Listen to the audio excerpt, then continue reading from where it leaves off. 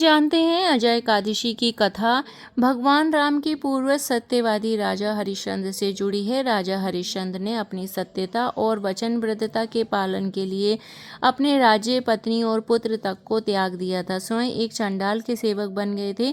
गौतम ऋषि के कहने पर उन्होंने भाद्रपद माह की कृष्ण पक्ष की अजय एकादशी का व्रत किया, जिससे उनके सभी पाप नष्ट हो गए। उनको खोया हुआ परिवार, राज्य, सुख शांति वापस से मिल गई। प्राचीन काल में अयोध्या के राजा हरिश्चंद्र एक अत्यंत सत्यवादी और न्यायप्रिय शासक थे। उन्होंने अपने जीवन में बहुत सी समस्याओं का सामना किया, जिनसे सबसे प्रमुख थी अपनी पत्नी और पुत्र को बेचना, स्वयं एक चांडाल के सेवक बनना।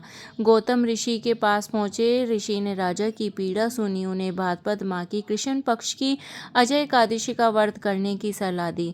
उन्होंने बताया कि इस व्रत के प्रभाव से राजा के सभी पाप नष्ट हो जाएंगे, उन्हें उनके कष्टों से मुक्ति मिलेगी। गौतम ऋषि के वचनों के अनुसार राजा हरिश्चंद्र ने अजय एकादशी का व्रत किया और विधि विधान से भगवान विष्णु जी की पूजा अर्चना की। व्रत के प्रभाव से उनके सभी पाप नष्ट हो गए, उनका परिवार वापस मिल गया, उनका खोया हुआ राज्य भी उन्हें वापस मिल गया। इसके अतिरिक्त राजा हरिश्चंद्र को मृत्यु के बाद वैकुंठ धाम की प्राप्ति हुई।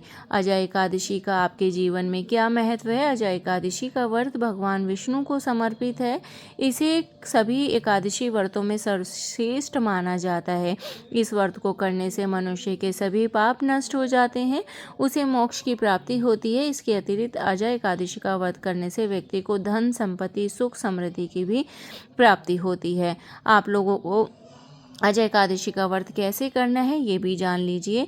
पूजा स्थल पर भगवान विष्णु की चित्र रखें, दीप, धूप, फूल, पुष्प, मिठाई से विधिवत पूजा अर्चना करें। विष्णु सहस्त्र नाम और प्रभु श्री कृष्ण के भजन का पाठ अवश्य आप लोगों को करना है। रात के समय आप लोग भजन कीर्तन करें। अगले दिन नियत समय पर व्रत का समापन करना है। अगर बात करें एकादशी पर आपको क्या खाना है, एकादशी के व्रत में आप शकरकंद, कुट्टू के आटे की रोटी, आलू, फल, दूध, दही खा सकते हैं। इसके अलावा भगवान विष्णु को पंचामृत का भोग लगाकर उसका भी सेवन आप लोग कर सकते हैं। एकादशी में कौन से व्रत आपको खाने हैं, कौन से फल आपको नहीं खाने हैं? सेब, केला, अंगूर, आम, अनार, पपीता आप लोग खा सकते हैं। दूध और दूध से बनी चीज़ें भी आप दूध, दही, छाछ, पनीर खा सकते हैं। इसके अलावा कुट्टू का आटा, आलू, साबूदाना, खिचड़ी या खीर भी आप लोग खा सकते हैं। सूखे मेवे भी आप लोग ले सकते हैं। सेंधा नमक का आप लोगों को प्रयोग करना है।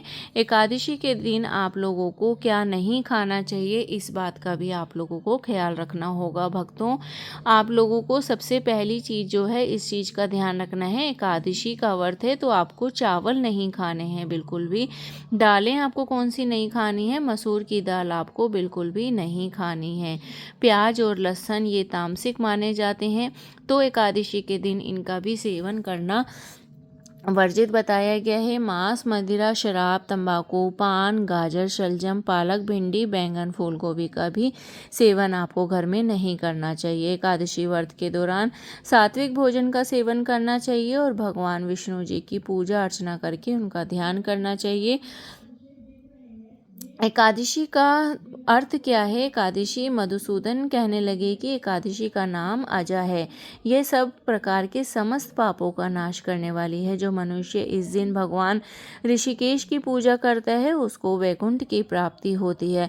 एकादशी का व्रत का पारण कब है? एकादशी पारण का समय श्रावण पुत्रदा एकादशी के दिन होना चाहिए। इसलिए आप लोग इस व्रत का विधिपूर्वक पालन करें। पारण करने से व्रत का पूर्ण फल मिलता है और आप लोगों को भगवान विष्णु की कृपा आप लोगों पर बनी रहे। आप लोग इस व्रत को नियमानुसार अगर आप लोग समर्थ हैं तो आप लोग करें।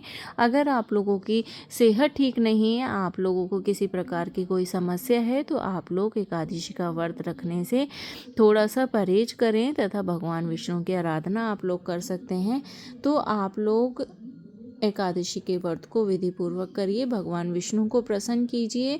वीडियो पसंद आए तो कमेंट बॉक्स में लाइक, शेयर, सब्सक्राइब तथा जय श्री विष्णु लिखकर आप लोग हमें सचेत कीजिए ताकि नेक्स्ट वीडियो आप लोगों तक पहुंचती रहे।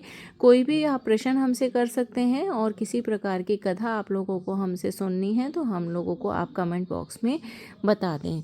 जय श्री राम, जय बजरंगबली। भगवान हनुमान जी आप लोगों के ऊपर अपनी कृपा बनाए रखें। हनुमान जी के भी आप लोगों की कृपा बनी रहे।